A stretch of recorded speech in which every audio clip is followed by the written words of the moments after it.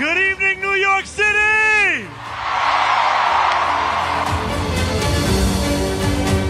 যুক্তরাষ্ট্রের new York সিটির mayor নির্বাচনে ডেমোক্র্যাট প্রার্থী জোহরান মামদানিকে নিয়ে বিতর্কিত মন্তব্য করেছেন মার্কিন প্রেসিডেন্ট ডোনাল্ড ট্রাম্প।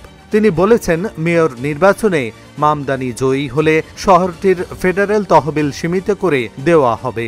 ভোটের আগের দিন নিজের সামাজিক মাধ্যমে ট্রাম্প এই সতর্কতা দেন। মঙ্গলবার এক প্রতিবেদনে এই তথ্য জানিয়েছে সংবাদ মাধ্যম টিআরটি ওয়ার্ল্ড। সোমবার নিজের সোশ্যাল মিডিয়া প্ল্যাটফর্ম ট্রুথ সোশ্যালে ট্রাম্প লিখেছেন, যদি কমিউনিস্ট প্রার্থী জোহরান মামদানি নিউ ইয়র্ক সিটির মেয়র নির্বাচনে জিতে যান, তাহলে আমি কেবল আইন অনুযায়ী ন্যূনতম ফেডারেল তহবিল দেব, কারণ একজন কমিউনিস্টের নেতৃত্বে এই শহরের সফলতা বা টিকে থাকার কোনো সম্ভাবনাই থাকবে না। নিউ ইয়র্কের কুইন্স থেকে নির্বাচিত অ্যাসেম্বলিম্যান মামদানি বাসস্থান সংস্কার, গণপরিবহন সম্প্রসারণ ও সামাজিক কল্যাণ কর্মসূচির পক্ষে দীর্ঘদিন ধরেই সোচ্চার।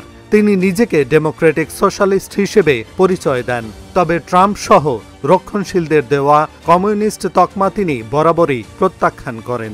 I will address that threat for what it is. It is a threat. It is not the law. And too often we treat everything that comes out of Donald Trump's mouth as if it is already legal just by virtue of who is saying. And it is time to finally stand up to the bullies that make these threats, not to become the bullies ourselves.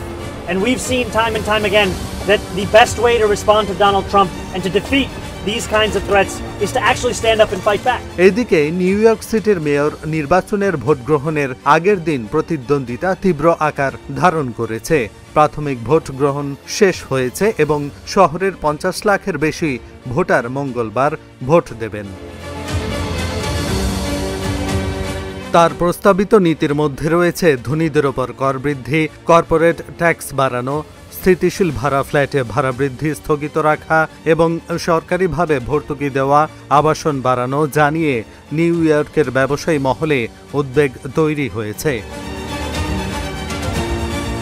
অন্যদিকে ইসরায়েলের গাজায় আগ্রাসন নিয়ে মামদানির সর্বাবস্থান ও তার সমাজতান্ত্রিক দৃষ্টিভঙ্গি জাতীয় পর্যায়ে ডেমোক্র্যাট দলকে তরুণ ভোটারদের কাছে জনপ্রিয় করলেও রিপাবলিকানদের আক্রমণের সুযোগ করে দিচ্ছে বলে মত দিচ্ছেন পর্যবেক্ষকরা।